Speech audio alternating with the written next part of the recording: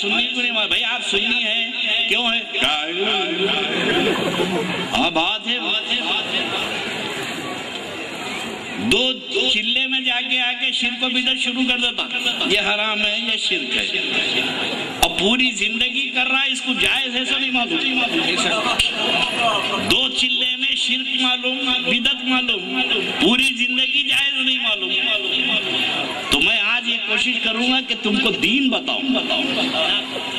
اور سب سے بڑا مسئلہ اہل سنت والجماعت، جس جماعت سے تمہارا تعلق ہے، یہ بڑا سچا مذہب ہے. بے شک، سبحان اللہ. اور اس مذہب سے ہٹ کے کوئی حق مذہب ہے ہی نہیں. بے شک، کیا بات ہے.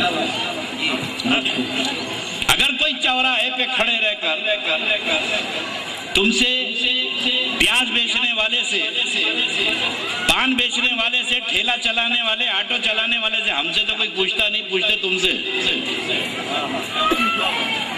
کسی مولانا سے تو کوئی نہیں پوچھتا. اگر کوئی پوچھا کہ بھئی آپ لوگ سنت الجماعت والے ہیں، بڑے حق پر ہیں، تو آپ کی حقانیت کا ثبوت کیا ہے؟ اے سنیو، تم حق مذہب پر ہو تو تمہارا حق ہونے کا ثبوت کیا ہے؟ تو لمبے چوڑے دلیل نہیں دینا، لمبی چوڑی بات مت کرنا، خالی اس کے کان میں پوچھ لینا تیرے پاس غوث پاک ہیں، سبحان اللہ، کیا بات. تیرے پاس غریب نواز ہیں، تیرے پاس مخدوم معینی ہیں، تیرے پاس حاجی علی ہیں، تیرے پاس حضرت بہاؤالدین ہیں، تیرے پاس بندہ نواز ہیں. تو یہ بولیں گے ہمارے پاس یہ لوگ کوئی بھی نہیں ہے، تو بولے الحمدللہ یہ سب ہمارے پاس ہیں. سبحان اللہ، سبحان اللہ، کیا بات. یہ سب ہمارے پاس ہیں. اس لیے کہ جس جماعت میں کوئی ولی پیدا نہیں ہوتا، وہ جماعت حق پر نہیں ہوتی. سبحان اللہ. اور 1400 سال سے اللہ کے ولی اسی جماعت میں پیدا ہو رہے ہیں.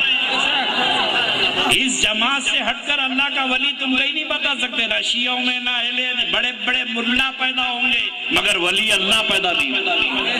سبحان اللہ.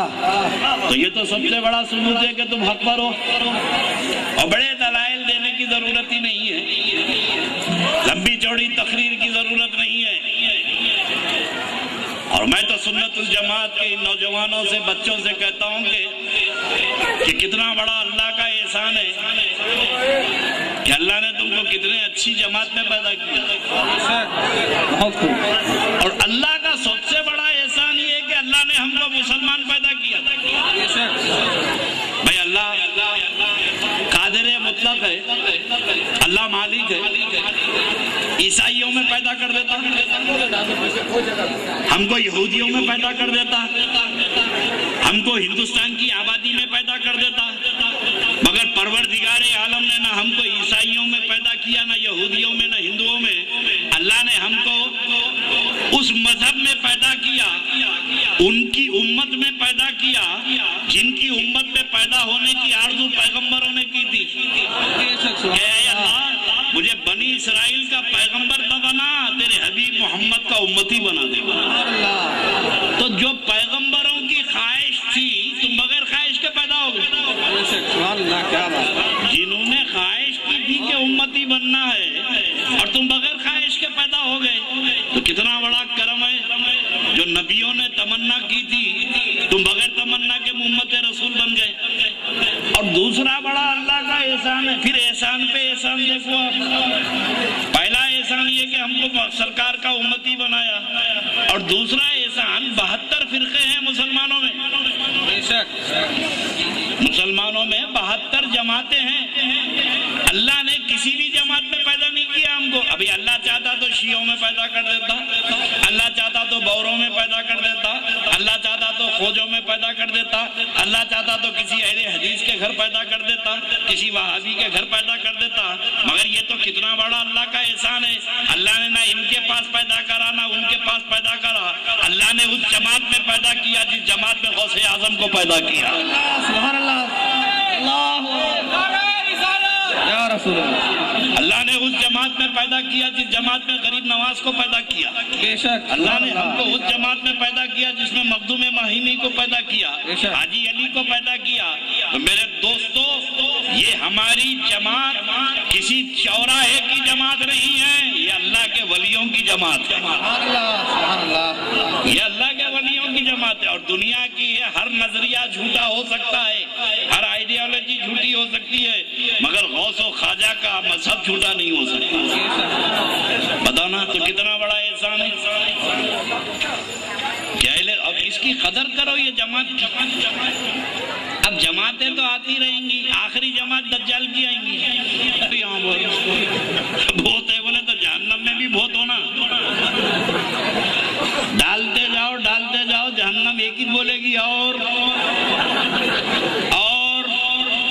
فرشتے ڈال رہی پھر بول رہی، اور ہم بھی بول رہے ہیں اللہ کا شکر ہے انہوں پیدا ہو رہے، اپنا نمبر ہی نہیں آتا۔ سبحان اللہ سبحان اللہ۔ تو سب سے بڑی بات، تم کو تمہاری جماعت کا تعارف ہونا چاہیے، تمہارے عقیدے کا تعارف ہونا چاہیے۔ تو صحابی رسول آئے، بولے یا رسول اللہ مجھے میری بیٹی کی شادی ہے، مدد کی ضرورت ہے۔ تو ایک عقیدہ تو معلوم ہوا کہ صحابہ اپنی تکلیف میں نبی کو یاد کرتے تھے، صحابہ اپنی تکلیف میں اللہ کے نبی کو یاد کرتے تھے، اللہ کے نبی کو پکارتے تھے۔ کون پکارتے تھے؟ بولو بھائی، صحابہ پکارتے تھے۔ اب اگر رسول کو پکار رہے تو ہم بدعت و شرک نہیں کر رہے، ہم وہی کام کر رہے ہیں جو صحابہ کرتے تھے۔ بے شک، سبحان اللہ، کیا بات، ہم وہی کام کر رہے ہیں جو صحابہ کرتے تھے۔ اب صحابی جا کے بولے یا رسول اللہ مدد کی ضرورت ہے، تو اللہ کے نبی یہ نہیں بولے کہ میرے سے کیوں مانگ رہا، میں تیرے کو اللہ سے مانگو بولا، تو میرے پاس کہیں کو آ گیا، یہ کیا کر رہے تم میرے سامنے میرے سے مانگ رہی، یہ تو شرک ہے۔ صحابی نے کہا یا رسول اللہ مجھے مدد کی ضرورت ہے۔ حضور نے فرمایا عثمان کے پاس جاؤ، عثمان کے پاس جاؤ۔ میرے آقا فرما رہے ہیں میں تو طاقت رکھتا ہوں، جو میرے در سے وابستہ ہے وہ بھی طاقت رکھتا ہے۔ سبحان اللہ، بولے عثمان کے پاس جاؤ۔ سرکار نے حضرت عثمان غنی رضی اللہ تعالیٰ عنہ کے بعد بھیجا دیا۔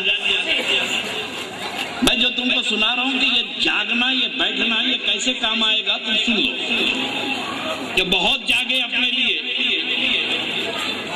تب یہ صحابی رسول حضرت عثمان غنی کے پاس آئے، بیٹی کی شادی ہے مدد مانگیں گے۔ وہاں حضرت عثمان غنی رضی اللہ تعالیٰ عنہ اپنے نوکر پہ غلام پہ غصے میں آ رہے ہیں، چراغ کی بتی لمبی کہیں کر دیا، کیوں کرا؟ اس سے تیل زیادہ خرچ ہو رہا، بتی کم کر۔ تو یہ کھڑے رہ کے سوچے سرکار کہاں بھی جاتی ہے میرے، ارے جو آدمی چراغ کی بتی پہ غصے میں آ رہا ہے انہیں میرے کیا دیں گا۔ واپس آ گئے۔ دوسرے دن اللہ کے نبی سے بولے یا رسول اللہ مدد کی ضرورت ہے۔ حضور نے فرمایا عثمان کے پاس جاؤ۔ اب صحابی تھے، یہ بھی نہیں بولے کہ کل گیا تھا، یہ نقشہ دیکھ کے آیا۔ صحابی اور ہوتا ہے، وہابی اور ہوتا ہے۔ سبحان اللہ، صحابی تو باادب ہوتا ہے، یہ ہوتا تو پوچھ لیتا، بولے یا رسول اللہ حضور عثمان کے پاس جاؤ۔ اب دوسرے دن آئے، حضرت عثمان غنی رضی اللہ تعالیٰ عنہ کے دروازے پہ، اب یہ آدمی مجھے کیا دیں گا، تو سالن پہ غصے میں آ رہا ہے۔ جب یہ واپس جانے لگے تو سیدنا عثمان غنی کی نظر پڑی، بلائے بھئی تم کل بھی آئے تھے، چلے گئے، پھر آج آئے، پھر چلے جا رہے، بات کیا ہے؟ تو بولے جی نہیں بس آ گیا تھا۔ کیوں آئے؟ تب نیچے سر کر کے بولے وہ سرکار کے پاس گیا تھا میں، مجھے کچھ مدد کی ضرورت ہے تو اللہ کے نبی آپ کے پاس بھیجا دیے۔ تو بولے سیدنا عثمان نے کہا کہ دیکھو ملک شام سے میرا مال آیا ہے، اونٹوں پہ لدا ہوا ہے، ابھی اترا نہیں ہے، جتنی ضرورت ہو سامان بھی لے جاؤ، اونٹا بھی لے جاؤ، سبحان اللہ سبحان اللہ، سامان بھی لے جاؤ، اونٹ بھی لے جاؤ۔ تو یہ پریشان ہو گئے، انہوں بولے کہ بھائی کل چراغ پہ غصے میں آ رہے تھے، تیل جل رہا، آج سالن پہ غصے میں آ رہے تھے، تو بولے بھائی عثمان کنجوسی کا یہ عالم وہ کیا ہے اور یہ کیا ہے؟ حضرت عثمان سلمان نے غنی نے کہا کہ سنو بھائی، جو تم نے کل دیکھا اب دیکھا، چراغ میں جو تیل جلتا ہے، سالن جو پکتا ہے، اس کو میں کھاتا ہوں، اور جو چیز میرے لیے ہوتی ہے مجھے ڈر ڈر کے خرچ کرنا پڑتا ہے، کیونکہ اس کا حساب مجھے دینا ہے۔ بے شک، جو میری ذات کے لیے، سیلف کے لیے، میرے لیے جو یوز ہوتا ہے، کام ہوتا ہے، اس کا جواب مجھے قیامت میں دینا ہے، اور تجھے جو دے رہا ہوں اس کا حساب لینا ہے۔ بے شک، سبحان اللہ، سبحان اللہ، بہت خوب، بہت اس کا تو لینا ہے، تو جہاں دینا ہے سوچ سوچ کے خرچ کرتا ہوں، اور جہاں لینا ہے بے درے خرچ کرتا ہوں۔ پا جاؤں کہ 8-9 دن سے تم لوگ بیٹھے ہو، جب میدان محشر میں تمہاری راتوں کا حساب ہوگا، کل قیامت میں جب ہم پکڑے جائیں گے کہ چبوتروں پہ بیٹھ کے گزارے، چوپاٹی کی سیر کر کے گزارے، لوگوں کی غیبتیں کر کے گزارے، گھروں میں لوگوں کے چھاک کے گزارے، شادی بیاہ میں فضول راتیں گزارے، جب یہ حساب لیا جائے گا تو بارگاہ رب العزت میں عرض کریں گے کہ میرے مولا ان راتوں کو کیا دیکھ رہا ہے؟ یقیناً ہم نے بیکار گزاری تھی وہ راتیں، مگر میرے مولا کچھ راتیں ایسی بھی ہیں تو تیرے محبوب کے نواسے کے لیے گزاری ہے۔ سبحان اللہ، سبحان اللہ، بے شک۔ کچھ راتیں میرے مولا ایسی ہیں جو ذکر حسین میں گزاری ہیں، تو پروردگار ان راتوں کو مت دیکھ جو تیرے محبوب کے نواسے کے لیے جاگے ہوں، ان راتوں کو دیکھ اور انہی راتوں کے صدقے میں بخش دے۔ سبحان اللہ، سبحان اللہ۔ تو یہ بیٹھنا محشر میں تمہارے کام آئے گا، بیکار نہیں جائے گا۔ میرے دوستو، جیسے میں نے کہا کہ ہر چیز کے پیچھے مقصد ہوتا ہے، آئے کیوں، بیٹھے کیوں، گئے کیوں۔ سب سے ہمارا بنیادی جو عقیدہ ہے وہ ہے اہل بیت رسول اللہ۔ بے شک،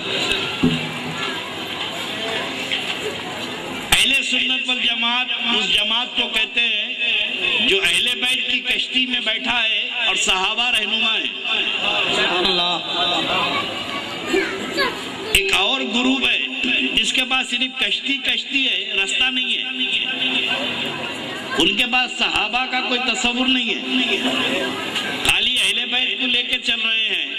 تو اب کشتی میں بیٹھو گے تو پار کیسے لگو گے، راستہ کیسے دیکھو گے؟ تو میرے آقا نے کیا بنایا فنڈامنٹل بنیاد، فرمایا کہ اہل بیتی کا سفینۃ نوح، میری اہل بیت کی مثال ایسی ہے جیسے نوح علیہ السلام کی کشتی، جو اس کشتی میں بیٹھا نجات پا لیا۔ بے شک، سبحان اللہ۔ میرے اہل بیت کا دامن جو پکڑ لیا وہ نجات پا لیا۔ اور اپنے صحابہ کے بارے میں آقا نے فرمایا اصحابی کالنجوم فبأیہم اقتدیتم اہتدیتم، میرے صحابہ ستاروں کی طرح ہے، جو ان کو دیکھ لے گا راستہ پالے گا، جو ان کو دیکھ لے گا راستہ پالے گا۔ اب ہماری نجات کے لیے دو ہیں، کشتی اہل بیت، ستارے صحابہ۔ خالی کشتی میں بیٹھے تو گھومتے رہ جاؤ گے، اور خالی ستاروں کو دیکھو گے تو کشتی میں نہیں بیٹھو گے تو منزل پہ نہیں پہنچو گے۔ تو اہل سنت والجماعت اسے کہتے ہیں جن کے ہاتھ میں صحابہ کا بھی دامن ہے اور جن کے ہاتھ میں اہل بیت کا بھی دامن ہے۔ سبحان اللہ، سبحان اللہ، بے شک۔ یہاں بنے ہم اہل سنت، سنی بنے کب؟ وہ لوگ صحابہ کو چھوڑ دیے، اہل بیت کو پکڑ لیے، اور ایک گروپ ہے وہابی جو اہل بیت کو چھوڑ دیا، صحابہ کو پکڑ لیا۔ گڑھے میں انہوں بھی، گڑھے میں انہوں بھی، یہ دونوں گڑھوں میں جا رہے ہیں اور ہم بیٹھ کے تماشا دیکھ رہے ہیں۔ سبحان اللہ، سبحان اللہ۔ تو یہ اہل سنت والجماعت۔ تو اہل بیت کی محبت، اللہ رب تبارک و تعالیٰ، میں قرآن پاک کی وہ آیت جو پڑھی ہے اس پہ آپ کو تمہیداً عرض کر دوں۔ اللہ کے رسول علیہ السلام سے پروردگار قرآن پاک میں فرماتا ہے کہ میرے محبوب، میرے بندوں سے کہہ دیجئے قُلْ لَا أَسْأَلُكُمْ عَلَيْهِ أَجْرًا إِلَّا الْمَوَدَّةَ فِي الْقُرْبَى، میرے محبوب، میرے بندوں سے کہہ دیجئے کہ میں دین کی یہ تبلیغ پہ تم سے کچھ پیسہ نہیں چاہتا، میں چاہتا ہوں کہ میری قرابت سے محبت کرو۔ یہ سلیس ترجمہ ہے۔ اللہ کے رسول علیہ अलैहिस्सलाम से पहले जो पैगंबर थे इन्होंने अपनी उजरत अल्लाह के जिम्मे कर दी। हजरत मूसा, हजरत नूह अलैहिस्सलाम, हजरत सुलेमान अलैहिस्सलाम कौम से बोले कि भाई हम तुमसे क्या लेते हैं, हमारी उजरत तो अल्लाह देने वाला है। हर पैगंबर ने अपनी उजरत का मामला अल्लाह से कर दिया और परवरदिगार आलम ने खुद अपने महबूब की उजरत का मामला तय कर दिया। फरमाया कि मेरे महबूब जो दीन की तबलीग कर रहे हैं, तवज्जो, इस्लाम कोई आसानी से आप तक नहीं पहुंचा। आज हम कोई तकलीफें तो उठाई नहीं, हमने मुसीबतें देखी नहीं, हमको कुर्बानी मालूम नहीं, खाली एक ही कुर्बानी मालूम, बड़े की छोटे की। कुर्बानी का मसला ना हम समझे, ना कुर्बानी का जज्बा हम में मौजूद है। मैं इंशाल्लाह कल बताऊंगा आपको फलसफे कुर्बानी। लेकिन जो चीज सस्ते में मिल जाती है उसकी कदर कम हो जाती है। अब इस्लाम क्या है, ईमान क्या है, ये हजरत बिलाल हबशी की नंगी पीठ से पूछो, हजरत सुहेब रूमी से पूछो, वो बताएंगे इस्लाम क्या है। हम तो ठंडी छाव में पैदा हुए, हमें ना ईमान की हलावत मालूम है, ना इसकी गर्मी मालूम है, ना ईमान की कदर और कीमत मालूम है। तो जो चीज सस्ते में मिल जाती है उसकी अहमियत खत्म हो जाती है। अगर हम भी कुर्बानी देकर मुसलमान होते, हम भी ईसार करके मुसलमान होते, घर बार को कुर्बान करके मुसलमान होते, तो इस इस्लाम की अहमियत हमारे दिलों में रहती और चौराहे पे इसको हम रुस्वा होते नहीं देख सकते। आज गली गली हर जाहिल मुफ्ती बना हुआ है, वो मुफ्ती, मैं मुफ्ती। मुफ्ती की दो किस्में हैं, एक मुफ्ती फतवा देने वाला, एक मुफ्त का खाने वाला। तो ये मुफ्त के खाने वाले ज़कात फितरे पे जो कौम तैयार होती है, ये मुसलमानों में इंतशार पैदा करती है। इनसे और क्या तवक्को कर सकते हैं आप, जो आपका माल का मैल खा के पड़े। ये कौम की क़ियादत करेंगे, ये कौम की रहबरी करेंगे, सिर्फ मुसलमानों में फितने पैदा करेंगे, मुसलमानों में इंतशार पैदा करेंगे। अरे मेरे दोस्तों, इस्लाम क्या है, या अहले बैत अतार से पूछो, सहाबाए किराम की मुकद्दस जिंदगियों से पूछो कि कैसी कैसी कुर्बानियां उन्होंने दी थी। अल्लाह के रसूल अलैहिस्सलाम ने इतनी मशक्कत और इतनी तकलीफें उठाई हैं कि तुम तसव्वुर नहीं कर सकते कि मेरे आका ने इस्लाम फैलाने के लिए कितनी मुसीबतें उठाए, कितनी तकलीफें उठाए। अरे मेरे दोस्तों, मेरे आका काबतुल्लाह शरीफ पे नमाज पढ़ते थे, अल्लाह के नबी काबतुल्लाह में इबादत कर रहे हैं और मुशरिकीन ने मक्का हुजूर पे ऊंट की ओजड़ी लाकर बोटी डाल दिए और सरकार के गले में रस्सी डाल के खींच दिए। तो हदीस पाक में कि जब ये मुशरिकीन मेरे आका की गले में रस्सी डाल के खींच रहे थे तो मुस्तफा की आंखें बाहर निकल गई तकलीफ से, और सैयदा फातिमा उनसे लड़ रही हैं कि मेरे बाबा को छोड़ो, अल्लाह के नबी को छोड़ो। सरकार ने तकलीफें उठाई। ताइफ के मैदान में मेरे आका दावत तौहीद देने गए, तबलीग करने गए, तो मुशरिकी ने मक्का ताइफ के शरीर लौंडे इतने पत्थर मारे कि सरकार के पांव जख्मी हो गए और सरकार के जिस्म पाक जख्मी हो गया, खून निकल रहा है। और सरकार इतने निढाल हो गए अल्लाह के नबी कि एक पत्थर पे टेक लगा के बैठ गए। और ये तकलीफ सरकार सिद्दीक़ अकबर को देखी नहीं गई। सैयदना अबू बकर सिद्दीक़ रज़ियल्लाहु ताला अन्हु खलीफे अव्वल हैं, बाद में खलीफे अव्वल हुए, मगर यार हैं, हर वक्त नबी के साथ हैं। मेरे आका की जब तकलीफ देखे तो सरकार सिद्दीक़ अकबर बेचैन हो गए, बेकरार हो गए। सरकार का खून निकल रहा देख रहे हैं तो सिद्दीक़ अकबर ने हुजूर का दामन पकड़ के कहा, या रसूल अल्लाह, अब तो बहुत हो चुका। याद रखना कि जब कभी कौम बदमाशी पे उतर आती थी तो हर पैगंबर एक मोड़ पे आगे बदवा कर देते थे। हर पैगंबर को एक चांस मिला कि जब कौम की बदमाशी सरकशी बढ़ी तो पैगंबर जब कोई चीज ओवर हो जाती है, लिमिट क्रॉस कर लेती है, तो تو اس وقت ان کو بدوا کرنے کا حق ہے کہ اب چاہو تو بدوا کر دو. ادھر پیغمبر کی زبان سے بدوا نکلی, ادھر قوم تباہ ہو گئی. صالح علیہ السلام نے بدوا دے دی, پوری قوم تباہ ہو گئی. نوح علیہ السلام نے بدوا دے دی تو طوفان نوح آیا, سب ڈوب کے مر گئے. ہر پیغمبر کو اختیار ہے کہ وہ بدوا کرے اور قوم کو ہلاک کر دے, مگر یہ تو رحمت للعالمین ہے.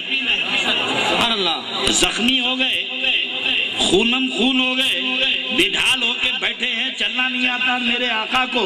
ایسے وقت میں صدیق اکبر نے کہا کہ یا رسول اللہ ادعو علی المشرکین, اب سرکار بہت ہو چکا, اب ہاتھ اٹھائیے اور ان کے لیے بربادی کے لیے دعا کر دیجئے, یہ ہلاک ہو جائیں, تباہ ہو جائیں.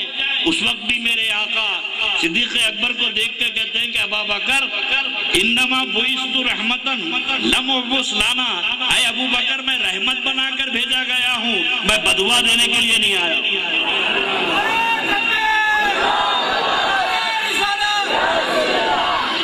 اس وقت بھی میرے آقا خونم خون ہے, پورے جسم سے خون جا رہا ہے, ہاتھ اٹھا کے دعا کرتے ہیں کہ اے اللہ یہ مجھے جانتے نہیں ہیں, میں تیرا نبی ہوں, یہ پہچانتے نہیں, اگر پہچانتے تو میرے ساتھ یہ نہیں کرتے, یہ مجھے جانتے نہیں ہیں. تو حضرت ابا بکر سے میرے آقا نے کہا ابا بکر آج یہ پتھر مار رہے ہیں, کل انہیں کی اولاد اسلام کی مبلغ بنے گی.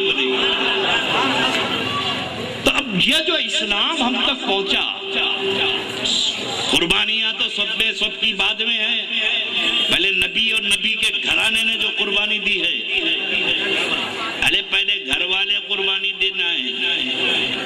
چیخو چلاؤ ہماری قربانی, ہماری قربانی, کہاں کی قربانی؟ پہلے تو نبی کی قربانی دیکھو, رحمت للعالمین ہے, فخر و فاخر کی زندگی گزار رہے ہیں. طائف کے میدان میں پتھر مارے گئے, میرے آقا علیہ السلام کو بوجھڑی ڈالی گئی, رسی ڈال کے کھینچی گئی, اور آخری لیمٹ یہ آئی کہ اللہ کے نبی علیہ السلام کو 3 سال تک, کتنے 3 سال تک ایک غار میں قید کیا گیا. اس وقت کوئی نہیں تھا, صرف گھر والے تھے. نبی تھے اور نبی کے چچا سیدنا ابو طالب رضی اللہ تعالیٰ عنہ تھے, اور خاندان ابو طالب تھا, اور مصطفیٰ جان رحمت کا خاندان تھا. کیسی قربانی کہ کھانے کو کھانا نہیں تھا 3 سال میں. کتنا راشن لے کے جاؤ گے غار میں, کتنا غلہ لے جاؤ گے غار میں. جب کھانا ختم ہو گیا تو سیدہ فاطمہ لخت جگر رسول چھوٹی معصوم تھی, گھر کے بچے چھوٹے تھے, کھانے کو کھانا نہیں تھا, تو کھجور کی گٹلیاں پیس کے سیدہ کو کھلایا جاتا. اتنی تکلیفیں میرے آقا علیہ السلام نے اٹھائی, اور خاندان کی قربانی ہے. جب بات آ گئی تو تم کو ایک واقعہ ابن اسحاق کا سنا دوں. حدیث شریف, غار میں اللہ کے نبی ہیں, حضرت ابو طالب ہیں, عقیل ابن ابی طالب ہیں, یہ خاندان رسول غار میں قید ہے. سوشل بائیکاٹ ہے, کیا ہے سوشل بائیکاٹ. پورا ریزولوشن پاس ہوا مکے میں کہ محمد اور محمد کے خاندان والوں کو کوئی پانی تک نہ پہنچائے. آرڈر تھا. اب یہ آج کا زمانہ نہیں ہے, اسٹرائک ہو رہی, ہڑتال کی, ہنگر اسٹرائک. 8 دن تک ممتا بنرجی اسٹرائک کری. کیا کری بھئی 8 دن تک؟ تو 8 دن تک کھانا پینا سب بند, 8 دن تک بھوک ہڑتال. 8 دن میں زندہ رہتی, بغیر کھائے پیے زندہ رہتی, اڑتی نہیں, اڑ جاتی. پردہ بنتے, میڈم گئے ہوئے کھا لیتی, پردہ چھوڑے بھی بیٹھے ہوئے ہیں, بھوک ہڑتال. یہ تو عرب کا زمانہ تھا. Order is order, social boycott, کوئی ایک دانہ وانا پہنچایا جائے. اور میرے آقا علیہ السلام کے دشمن اتنے تھے یہود و نصارہ کہ سرکار کی پیدائش سے پہلے یہودی بیٹھ کر معلوم کر لیے تھے کہ فلاں تاریخ کو کو محمد عربی پیدا ہوں گے، خاتم النبیین پیدا ہوں گے، اور جب میرے آقا پیدا ہو گئے تو یہودیوں نے دیکھ کے کہا کہ ہو گئے، پیغمبر آخر الزماں پیدا ہو گئے۔ اب وہیں سے سازشیں شروع ہوئی سرکار کو قتل کرنے کی، عربوں کو بہکایا، عربوں کو بھڑکایا، غار میں رکھوا دیا اور خود قتل کے پروگرام بنانے لگے یہود و نصارہ۔ اب ایسے وقت میں اللہ کے نبی علیہ الصلوۃ والسلام غار میں قید ہیں، سرکار زمین پہ آرام کر رہے ہیں۔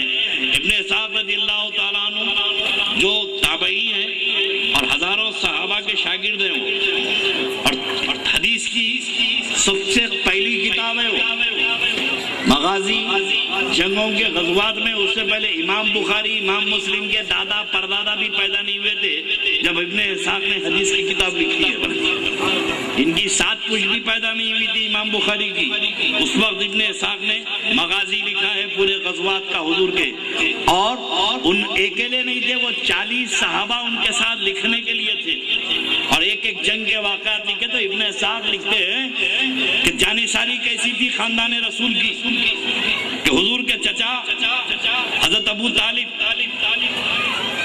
اتنے چہیتے چچا کہ خدا کی قسم اللہ کے بعد، دعوے کے ساتھ کہہ رہا ہوں، اللہ کے رسول اللہ کے بعد اگر کسی سے محبت کرے تو وہ ابو طالب تھے۔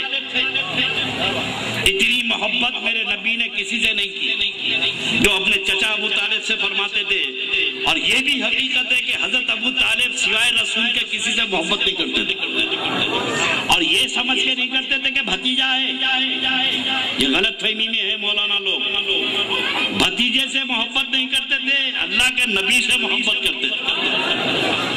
اور سب کو تو میرے نبی اعلان کرنے کے بعد معلوم ہوا نبی ہیں، ابو طالب تو گود میں لے کے سمجھ گئے کہ نبی پیدا ہوا۔ اور کیسے؟ علماء کی معلومات کے لیے ان کو تو معلومات ہے، میں بتا دوں، مکے میں قحط ہوا، سرکار کی 2 سال کی عمر شریف ہے، کتنی؟ 2 سال۔ 4 سال تک مکے میں بارش نہیں ہوئی، جانور مر رہے ہیں، جھاڑ سوکھ گئے، پینے کو پانی نہیں ہے۔ ایسے وقت میں مشرکین مکہ جتنے چڑھاوے تھے بتوں کو چڑھائے، گایوں کا گائے کاٹے، بکرے کاٹے، اونٹاں کاٹے، اور رنگ دیے پورے بتوں کو، لات و حبل کو خون میں نہلا دیے، پھر بھی بارش نہیں ہوئی۔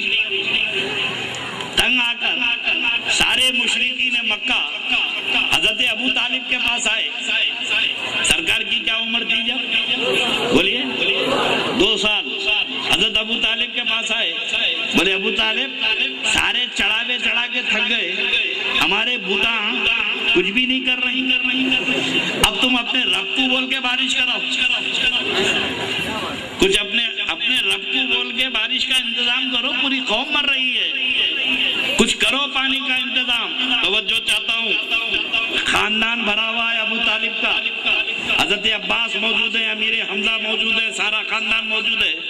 اللہ کے نبی علیہ الصلوۃ والسلام 2 سال کے ہیں۔ حضرت ابو طالب سے مشرکین نے کہا ابو طالب بارش کراؤ، بارش ہونا چاہیے، ہاتھ اٹھاؤ، اپنے رب کو پکارو۔ ابو طالب اٹھے اور خاندان میں سے میرے آقا کو گود میں لیے۔ کتنے تھے حضور؟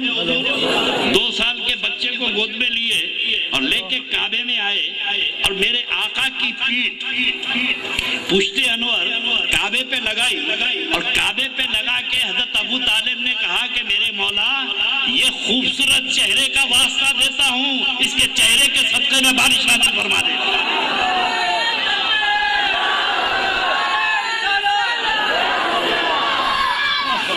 2 سال کی عمر شریف میں کیا ابو طالب بھتیجے کو اٹھا کے لے گئے تھے؟ کیا ان کے بچے گھر میں نہیں تھے؟ نہیں، ابو طالب سمجھتے تھے کہ جس کا وسیلہ لا رہا ہوں یہ میرا بھتیجا نہیں ہے، یہ تو خاتم النبیین ہے۔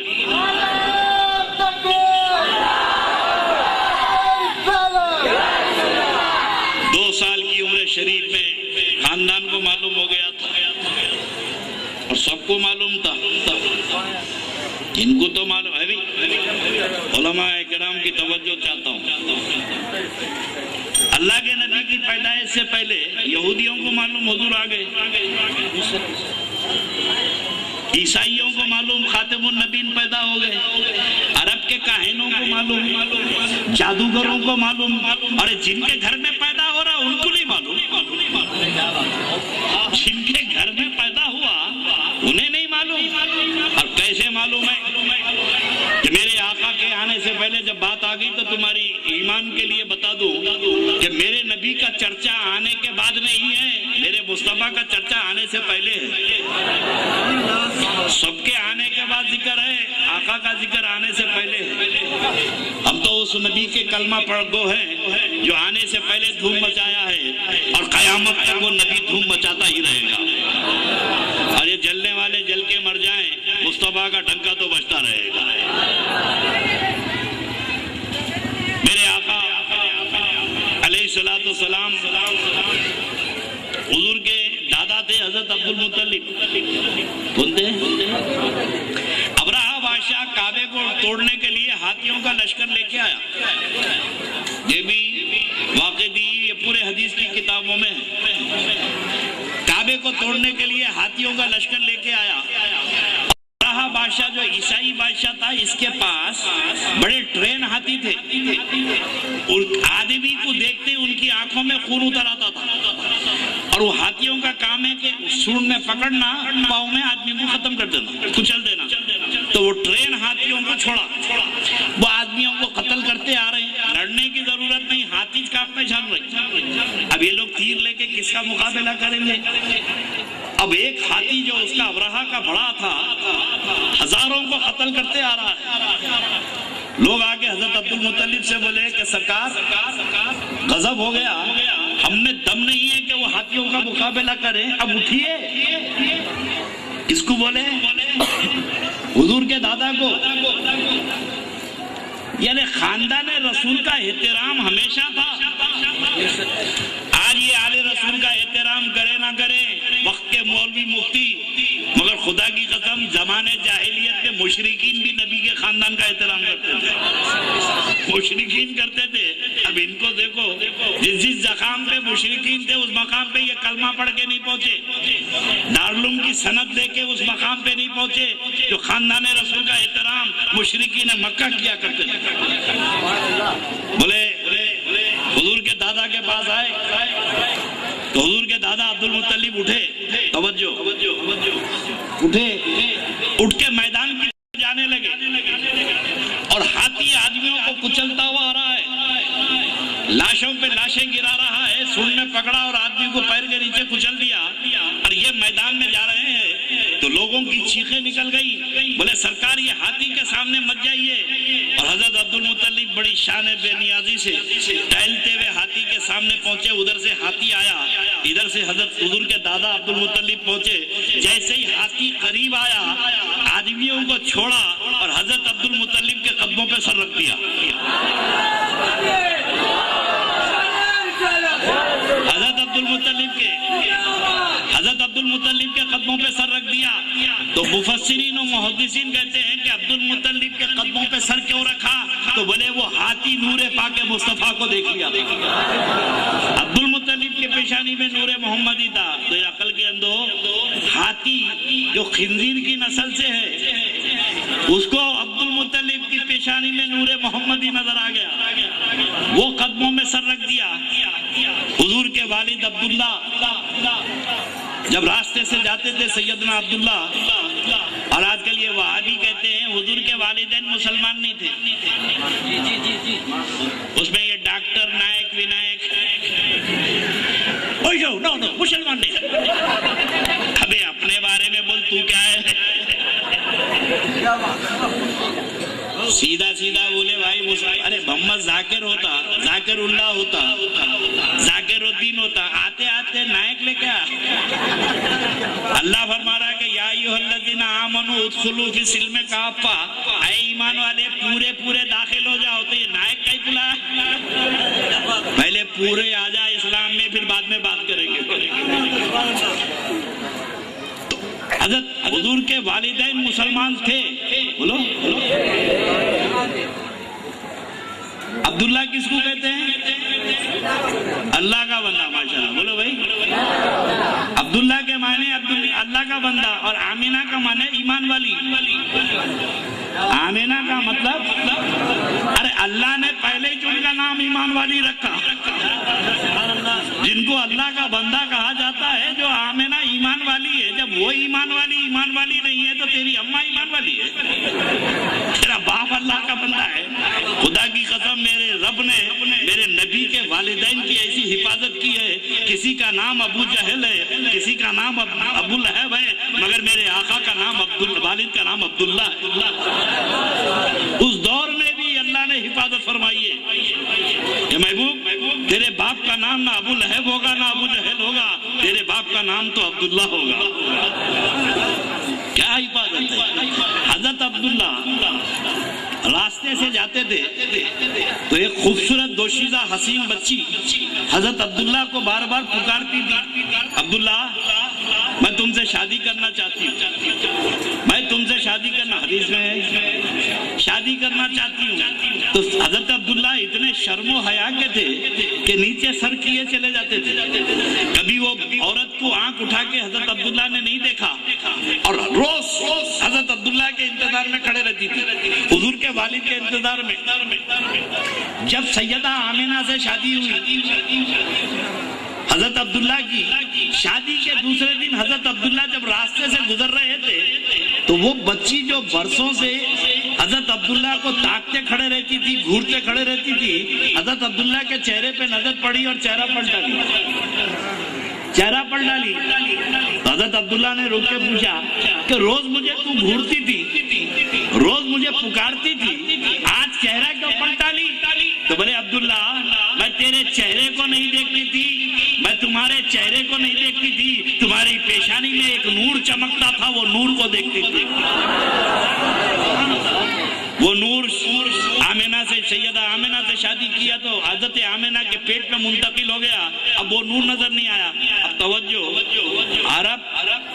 ابرہہ بادشاہ کا ہاتھی نور محمدی کو دیکھے، راستے میں کھڑے رہنے والی دوشیزہ نور محمدی کو دیکھے، اور عرب کے کاہن دیکھے، جادوگر دیکھے، یہود و نصارہ دیکھے۔ ارے نادانو، جن کے گھر میں نور محمدی پیدا ہوا انہیں نہیں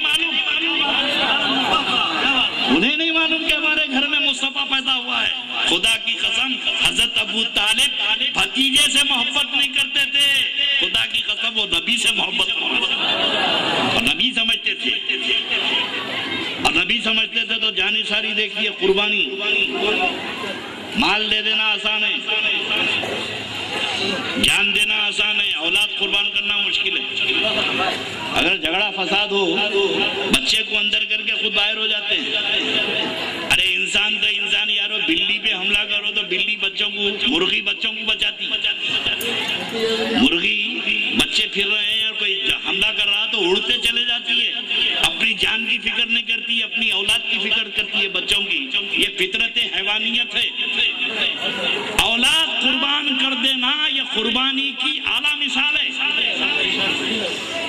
جان دے سکتے ہیں، اولاد نہیں دیں گے، لیکن ایک تمہارے ایمان کے لیے ایک واقعہ سنا دیتا ہوں، درود شریف پڑھ لو۔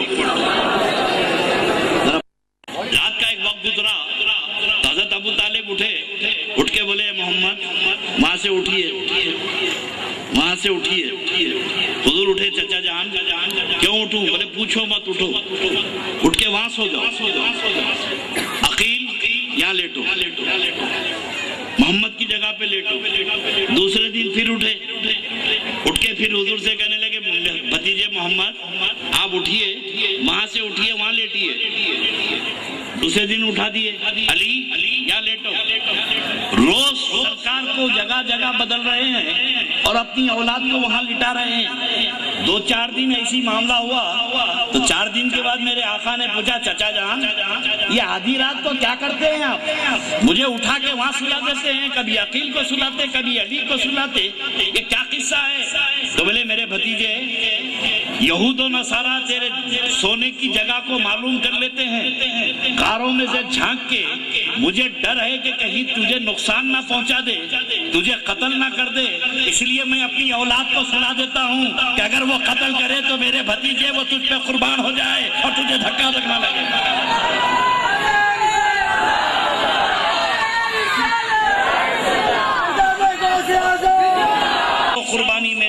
نے پیش کی جو تم سے کوئی اجرت نہیں طلب کرے، تو اللہ رب تبارک و تعالیٰ فرماتا ہے کہ میرے محبوب نے جو مشقتیں اٹھائیں، جو محنت میرے محبوب نے کیا ہے تمہارے ایمان کو پہنچانے کے لیے، تمہیں اسلام دینے کے لیے، اب میرا محبوب کچھ نہیں بولے گا۔ اے میرے بندو، اگر میرے محبوب کو کچھ دینا چاہے پہلے تم دو گے کیا؟ تم دو گے کیا؟ تمہاری حیثیت کیا ہے کہ جو میرے محبوب کو دیں؟ خالی اتنا چاہتا ہے پروردگار کہ نبی کی آل سے محبت کرو، ان کی قرابت سے محبت کرو۔ اور سنو دوستو، بات اپنی اختتامی مجلس پہ لاؤں، انشاءاللہ کل اسی کو کنٹینیو کروں گا۔ بہت دور نکل گیا تمہارا ایمان دیکھ کر، باتیں کچھ ایسی بتا دوں کہ اب کل سے مجھے فتوے لگیں گے۔ مولوی اب کام دھندہ کچھ بھی نہیں ہے نا، صبح سے شروع کر دیں گے، ارے ایسا بول دیے ویسا بول دیے۔ مگر ایک علماء کرام سے میں معذرت چاہتے ہوئے کہہ دوں، ایمان کے چھپانے سے ایمان کی نفی نہیں ہوتی، کتمان ایمان سے۔ کل آپ جواب دے دینا میری طرف سے، میں آپ کو بتا دیتا ہوں۔ جب موسیٰ علیہ السلام نے تبلیغ شروع کی اور مسلمان ہونے لگے تو فرعون کو اپنی حکومت خطرے میں نظر آئی۔ اب موسیٰ علیہ السلام کا بول بالا ہو رہا تھا تو فرعون نے سوچا کہ اگر میں موسیٰ کو قتل کر دوں تو پورے ملک میں ہنگامہ ہو جائے گا، تو ایک مجلس شورا بلائی، ورکنگ کمیٹی، بڑے لوگوں کی کمیٹی بلائی، جس میں بڑے بڑے وزیر تھے، خاندان کے لوگ تھے، عمرہ رؤسا تھے۔ یہ تبلیغی نصاب نہیں پڑھ رہا ہوں، میں قرآن بتا رہا ہوں، نہ کوئی مودودی صاحب کی کتاب پڑھ رہا ہوں، قرآن ہے۔ یہ مجلس شورا بلائی اور متفقہ طور پہ موسیٰ علیہ السلام کے قتل کا ریزولوشن پاس کرا دیا کہ موسیٰ کو قتل کر دو۔ اب جب موسیٰ علیہ السلام کے قتل کا ریزولوشن فرعون کے دربار میں پاس ہوا، توجہ چاہ رہا ہوں، آپ حضرات یہ علماء کے لیے تقریر کر رہا ہوں، آپ بھی سن لیجیے۔ جب موسیٰ علیہ السلام کے قتل کا پورا پروگرام بن چکا، تیاری ہو چکی، تو وہاں ایک شخص کھڑا ہوا تھا فرعون کے دربار میں۔ اب اللہ تعالیٰ قرآن پاک میں فرماتا ہے، غور سے سنیے اس شخص کے بارے میں، وَقَالَ رَجُلٌ مُؤْمِنٌ وَقَالَ رَجُلٌ مُؤْمِنٌ مِنْ آلِ فِرْعَوْنَ، اس مرد مومن نے کہا، یہ کسی بندوں کا بنایا ہوا مومن نہیں ہے،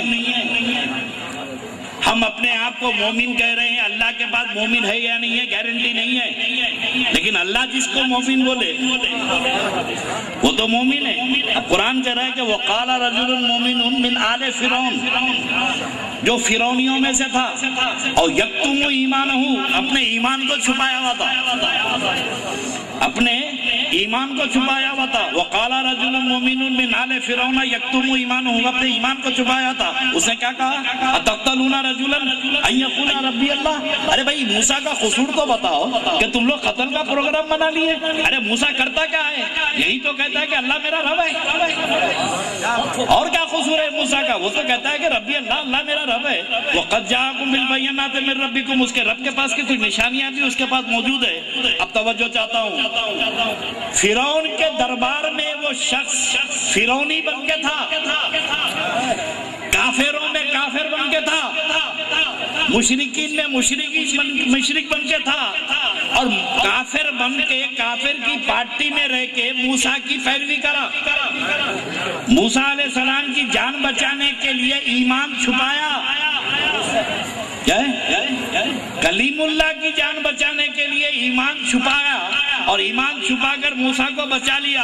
اور ان عقل کے اندھوں سے پوچھو کہ جو کلیم اللہ کی جان بچانے کے لیے ایمان چھپایا، اللہ اسے مومن کہہ رہا ہے، اور جو حبیب اللہ کی جان بچانے کے لیے ابو طالب نے ایمان چھپایا تو غلط کیا کیا؟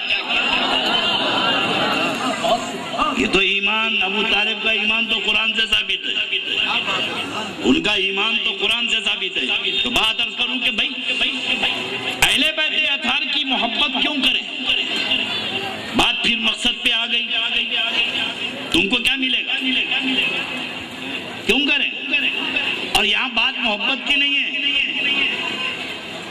محبت اور مودت ٹیکنیکل فرق ہے، اور محبت کے لیے ریزن ہوتا ہے۔ توجہ، کسی سے محبت کرتے ہیں؟ آج کل سڑک چھاپ عاشق تو بہت ہے نا، رستے میں کھڑے ہوئے ہیں، سامنے دیکھ لیتے کھڑکی۔ ایک بار صورت دکھی تھی کسی لڑکی کی خوبصورت، اور ڈیلی کھڑا بھائی گنگا لے رہا، دیکھ رہا، اب جھلک دکھنا، اب جھلک دکھنا، اب انہیں آتی نہیں۔ 2 مہینے ہو گئے، گرمی میں لوگ جو ہے اے سی میں پڑے ہوئے ہیں، انہیں باہر کھڑا ہوا ہے، صبح آتا شام کو جاتا، اور وہ معشوقہ دکھتی نہیں۔ اب اندر سے انہیں بھی دیکھ رہی، وہ پاگل ہو گیا، 2 مہینے سے گرمی میں کھڑا ہوا ہے۔ اور جب جنون سوار ہوتا ہے عشق و محبت کا، تو گرمی اور سردی کا احساس نہیں ہوتا۔ جب آدمی عاشقی کرتا ہے تو اسے بھوک و پیاس اور عزت و آبرو کی بھی خیال نہیں۔ آتے جاتے لوگ دیکھ رہے ہیں، پاگل ہے رے، کھڑا ہوا ہے، کوئی فکر نہیں اس کو، لوگ ہنس رہے ہیں، مذاق اڑا رہے ہیں، مگر عشق ہو گیا، محبت ہو گئی، تاک رہا ہے۔ اب جب محبت میں ہو گئی، 2 مہینے کے بعد محبوبہ کی کھڑکی کھلی، ارے بولی کتنے دن سے کھڑا ہوا ہے، کھا رہا نہیں، پی رہا نہیں، اب یہاں تک بال ہے۔ اماں بولے بال کٹاؤ، نہیں کاٹا، اسکول سے نکال لیے، بال نہیں کاٹا تو، مگر بال نہیں کاٹا، ہپی کٹ ہے، سارا خاندان مذاق اڑایا، بال نہیں کاٹا۔ اب 2 مہینے کے بعد کھڑکی کھلی تو محبوبہ پوچھی کیا ہے یہ، پسند نہیں ہے میرے کو، فوراً گیا بال کٹا دیا،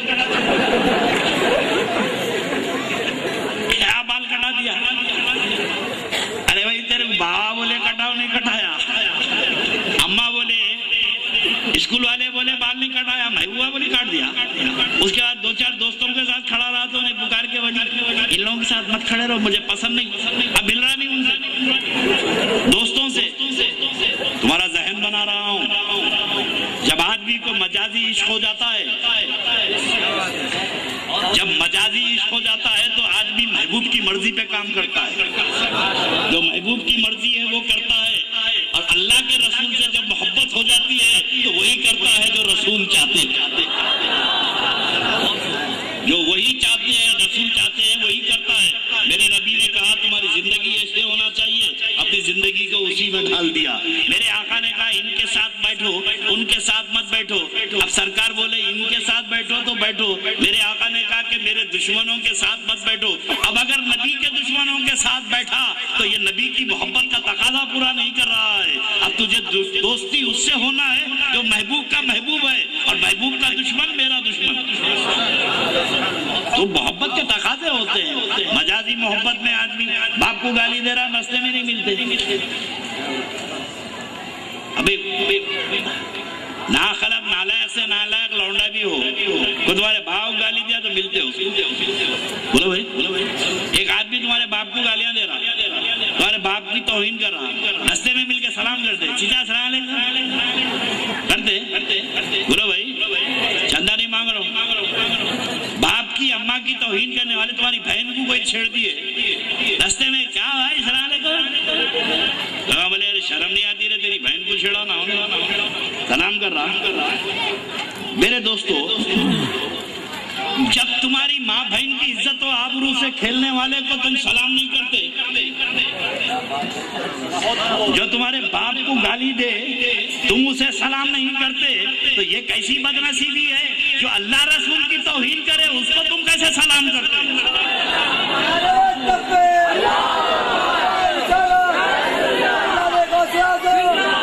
میرے کیسے سلام کرتے ہیں؟ اگر کوئی بد عقیدہ بد مذہب سامنے آ جائے تو سلام مت کرو، اور پلٹ کے بولے ارے کیا ہے رے، چچا ہوں میں تیرا، تیرے بابا کا بڑا بھائی میرے کو سلام نہیں کر رہا، کچھ بھی مت بولو، بولے چچا سب سے بڑے کو تم سلام نہیں کر رہی، جو اللہ کے نبی ہے تم وہاں سلام نہیں پڑھ رہے ہیں، تم نے میرے آقا پہ سلام بند کر دیا اور میں نے تم پہ سلام بند کر دیا۔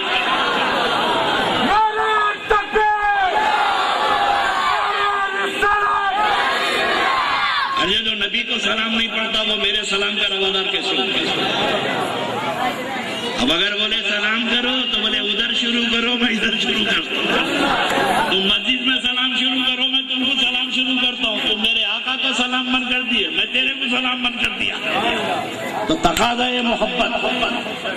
तुमको जो बता रहा था कि मोहब्बत में कुछ तकाजे होते, कुछ रिक्वायरमेंट। आदमी रीजन से मोहब्बत करता है। हुस्न है, हसीन है मोहब्बत, टीबी की मरीज हो गई, इन्हों आशिक हुए, 6 महीने के बाद उन्हें पेशेंट हो गए, साल भर दवाखाना रह के आई, अब खिड़की में आई तो देखे वो नहीं बाप, बोले तुम्हारी महबूबा है इसी की तैसी भागा। मैं किसका आशिक था? अगर लड़की का आशिक था तो लड़की मौजूद है, लेकिन हुस्न का आशिक था। आशिक उसके हुस्न का था। हुस्न खत्म, इश्क खत्म। तो मोहब्बत के लिए रीजन होता, वजह होती। हुस्न खत्म, मोहब्बत खत्म। अब लीडर है, MP है, मिनिस्टर हो गए, क्या खुश होते साहब। मिनिस्टर साहब से मिलके आके 8 दिन तक खुश रहते। वो मिनिस्टर की गेट पे खड़े हुए हैं, साहब की गाड़ी निकली, साहब निकलते निकलते ऐसा देखे, आगे बोल रहा आज मजा आ गया, क्या हुआ? साहब पलट के देखे, 8 दिन तक खुश है।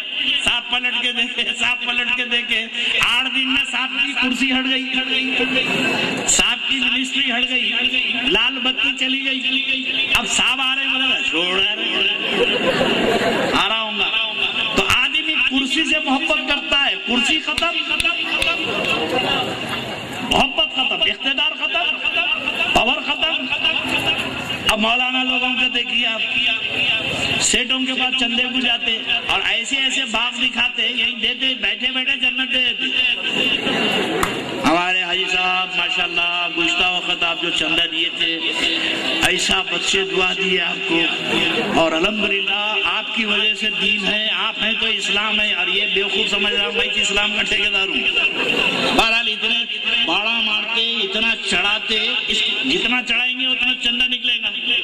1-1 घंटा उसकी मस्का पालिश कर रहे हैं, पैसे वाला है। गुज़श्ता क्या दिया था? बोले बचाव अब तो नहीं होगा, अब तो काम बढ़ गया, बजट बढ़ गया, इतने बच्चे शरीक हो गए, आप 11,000 दिए थे। अच्छा ठीक है 21 ले लो, 21। अरे नहीं आप बढ़ाइए, बड़ा बाड़ा मार के 25 ले लिए। अब 25 जमाने से ले रहे हैं, उसका निकल गया दिवालिया, कारोबार खराब हो गए। अब मौली साहब उसकी दुकान पे नहीं जा रहे, उसको छोड़ के आगे जा रहे।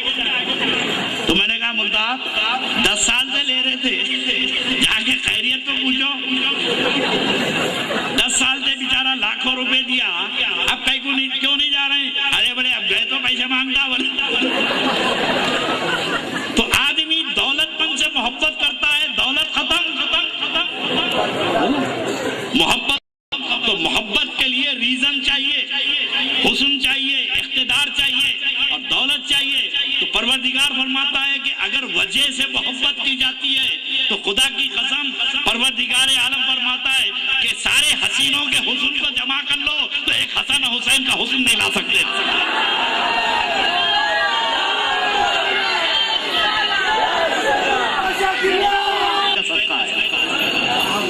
ये और हुस्न अगर इख्तिदार की वजह से, पावर की वजह से, पावर की बुनियाद पर अगर मोहब्बत होता है तो खुदा की कसम तो पावर तो इनके खानदान में है कि नाना का पावर ये है कि उंगली के इशारे से चांद के 2 टुकड़े कर दें, और नाना का पावर ये है, इख्तियार ये है कि उंगली के इशारे से सूरज को पलटा दे। और मुस्तफा अगर ये कह दे कि ओहद का पहाड़ मेरे के साथ सोने का बन के चले तो सरकार के बोलने पे पूरा ओहद सोने का बन जाए। अगर पावर देखना हो तो इस खानदान में देखो, जिनके घर में कायनात है, जो जन्नत के मालिक हैं, ये तो जन्नत के मालिक हैं भाई। हमारा ईमान है कि हमारे आका जन्नत के मालिक हैं। अब वहाँ भी यहाँ बोलते कैसा, वहाँ गए तो पता चलता। आप पहुँचो तो पता चलता किसका राज है वहाँ। यहाँ जो चाहे मजमा करके बोल लो, वहाँ गएंगे तो सिर्फ राजी राज मेरे आका का है, हुकूमत तो मेरे आका की है। तो पावर तो यहाँ पर भी है। एक बुखारी शरीफ की हदीस बयान करके अपनी बात खत्म कर लूँ, ये कंटिन्यूशन कल रहेगा मेरा, आपका हौसला सही है। आज کی جو تقریر میں ادھوری چھوڑ رہا ہوں کل پوری کروں گا، اور میں اپنے قوم کے نوجوانوں سے یہی کہتا ہوں کہ محبت کے کچھ تقاضے ہیں، ان محبتوں میں ایک محبت ہے وطن کی محبت۔ اللہ کے نبی فرماتے ہیں کہ حب الوطن من الایمان، وطن کی محبت ہمارے ایمان کا جز ہے۔ اب آپ ہندوستان سے جو محبت کرتے ہیں یہ کسی کے پریشر میں نہیں کرتے ہیں بلکہ نبی کے ارشاد پہ کرتے ہیں۔ ہم کو ہندوستان سے محبت اس لیے نہیں ہے کہ اس پہ حکومت کون کر رہا ہے کیا کر رہا ہے، ہم کو کوئی لینا دینا نہیں ہے۔ ہم تو اس ہندوستان سے اس لیے محبت کرتے ہیں، اس کو خواجہ نے پسند کیا ہے، اس کو مخدوم ماہیمی نے، بمبئی سے ہم کو محبت ہے تو مخدوم ماہیمی کی وجہ سے ہے، حاجی علی کی وجہ سے ہے، حضرت ان اولیاء اللہ کی پسند ہے۔ تو ہندوستان کسی اور کی پسند نہیں ہے، اللہ کے ولیوں کی پسند ہے۔ تو اب خواجہ کے ہندوستان کو بچانے کی ذمہ داری خواجہ کے غلاموں پہ ہے۔ آج جو ہندوستان میں بمبئی میں جو واقعہ ہوا 26 نومبر کو، یہ باہر کے ممالک، ارے سیدھا سیدھا پاکستانی انوالو ہے بھائی۔ یہ پاکستان اپنے اندر کی گڑبڑ نہیں بچا سک رہا، اپنے لوگوں کو صحیح نہیں پال سک رہا، تو یہ ہم کو آج الحمدللہ خدا کی قسم ہندوستان کا سیکولرزم، ہندوستان کی جمہوریت کو پوری دنیا مل کے اس کی مثال پیش نہیں کر سکتی، ہمارے بھارت کی مثال پوری دنیا پیش نہیں کر سکتی کہ آج ہم سڑکوں پہ بیٹھ کر ذکر حسین کی مجلس کر رہے ہیں۔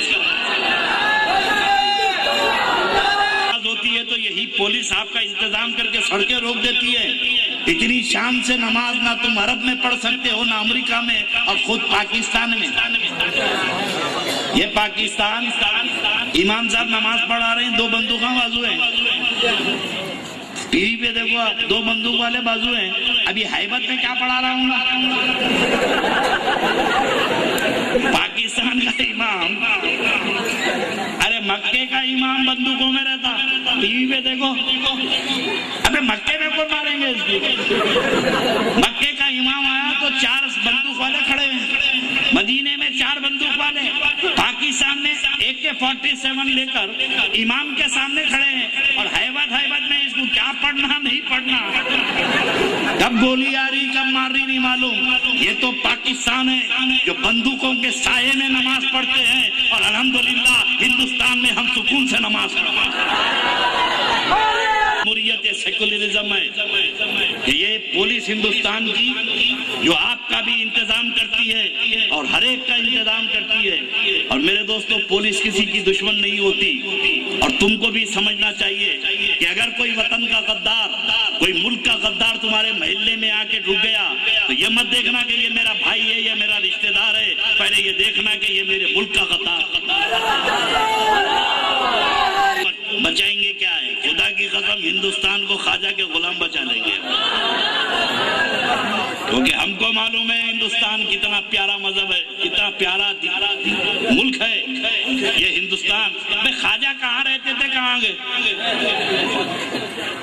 اور یہ ہندوستان سے ہم کو اس لیے بھی محبت ہے کہ کربلا میں امام حسین نے یزیدیوں سے کہا تھا کہ یا تو یزید سے ملاؤ یا مجھے ہندوستان جانے دو۔ تو یہ ہندوستان تو رسول کے نواسے کی پسند ہے، یہ نبی کے نواسے کی پسند ہے، اور نبی کے نواسے کی پسند اس لیے ہے کہ مصطفیٰ جان عالم نے کہا تھا کہ مجھے ہندوستان کی طرف سے ٹھنڈی ہوائیں آ رہی ہیں۔ تو اے حسین کے غلاموں، اس ملک کی حفاظت کرو۔ ہندوستان ہے تو ہم ہیں، اور ہندوستان نہیں ہے تو ہم نہیں ہیں۔ ہمارا ملک ہمارا ہے، اور اس کے ذرے ذرے کی حفاظت کرنا ہر مسلمان کا فرض ہے، اور دنیا کا ہر مسلمان لعنت بھیجتا ہے ان پاکستانیوں پر جنہوں نے ہمارے ملک میں دہشت پسندی کا بازار گرم کیا۔ ہر دہشت پسند کے ہم مخالف ہیں، چاہے وہ آسام میں ہو چاہے وہ بمبئی میں ہو۔ ایسا نہیں ہے کہ آسام میں بم ڈالے تو اچھا کرے، یہاں ڈالے تو برا کرے، چاہے الفا ہو چاہے غلفا ہو، چاہے پاکستان کا کوئی قصاب ہو، جو بھی ملک میں دہشت پسندی کر رہا ہے، کسی اور کی ضرورت نہیں ہے، یہ حسین کے غلام اپنے ملک کو بچانے کے لیے آگے بڑھ جائیں۔ آپ پہ ذمہ داری، جلدی آ جائیے تو تاکہ ٹائم بھی میک اپ کر لیں اور بعد بھی مکمل کر لیں۔ آج کی میری چھوڑی ہوئی تقریر کل انشاءاللہ العزیز مکمل اس کو پہنچا دوں گا۔ کھڑے ہو جائیں، صلاۃ و سلام پڑھیں۔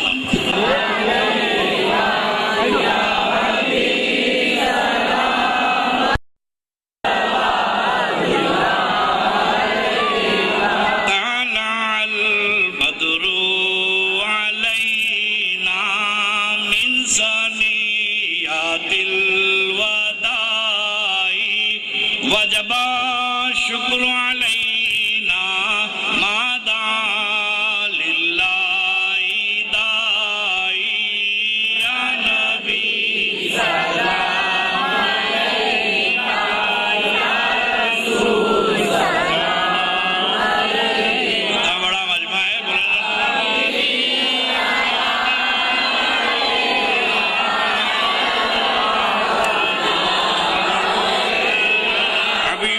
رسول اللہ مصطفیٰ خیر الورا ہو، خلق کے حاجت روا ہو، اپنے آنچھوں کا تصدق ہم بروں کا بھی بھلا ہو، یا نبی سلام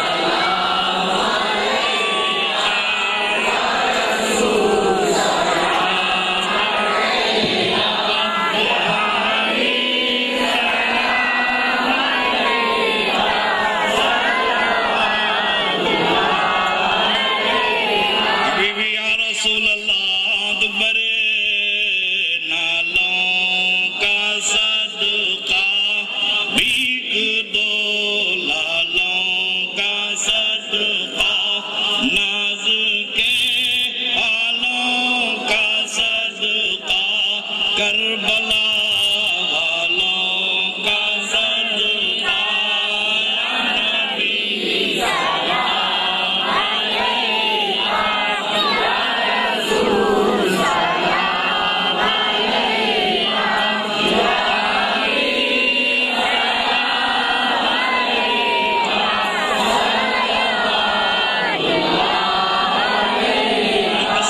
سلام علیکہ الصلاة والسلام عليك يا نبي الله، الصلاة والسلام عليك يا نورا من نور الله، الصلاة والسلام عليك يا قاسم رزق الله، وعلى آلك وأصحابك يا رسول الله۔ الفاتحة۔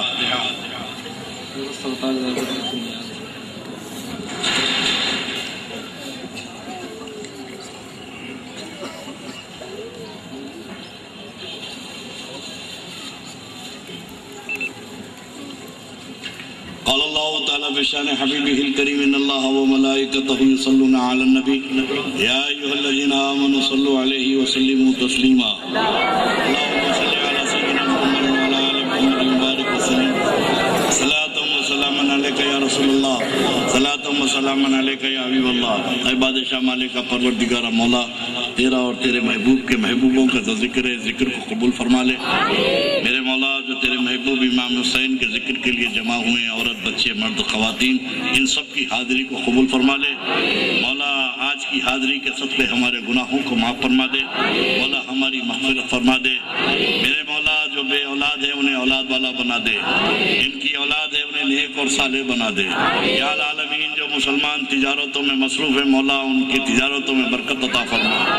آج کی نیاز جنہوں نے بانٹی ہے سرتاج صاحب، مولا ان کے رزق میں برکت عطا فرما، ان کے سب کے کاروبار میں برکت عطا فرما۔ میرے مولا، اس بستی کے مسلمانوں پر اپنا فضل خاص فرما دے، ممبئی کے انسانوں پر اپنی رحمت نازل فرما دے۔ مولا، اس ملک کا ہمیں وفادار شہری بننے کی توفیق عطا فرما۔ اے میرے مولا، تیرے محبوب کے وفادار بن کر رہیں۔ جو پریشان حال ہے ان کی پریشانی کو حسین کے صدقے دور فرما دے، جو بیمار ہے انہیں شفا کاملہ عطا فرما دے، جو بے روزگار ہے میرے مولا انہیں روزگار عطا فرما دے، جو پریشان حال ہے میرے مولا حبیب کے صدقے ان کی پریشانیوں کو دور فرما دے، جو بچیاں رشتے کے لائق بیٹھی ہے سیدہ فاطمہ کے صدقے ان کے گھر کو آباد فرما دے۔ مولا ہم سب پر فضل خاص فرما دے، اس بستی کے مسلمانوں پر اور اس بزم میں اس کمیٹی کے تمام اراکین پر اپنا فضل خاص فرما، اور ہم سب کو ایک بنا دے اور ہم سب کو نیک بنا دے۔ زندہ رہے تو تیرے نبی کے وفادار بن کر رہے، قیامت پہ اٹھا مولا تو وفاداران رسول پہ حشر فرما، وفاداران اہل بیت پہ ہمارا حشر فرما۔ صلی اللہ تعالیٰ علی خیر خلق محمد وآلہ وصحبہ اجمعین برحمتک یا ارحم الراحمین۔ آپ حضرات کل کتنے بجے جلسہ شروع ہے؟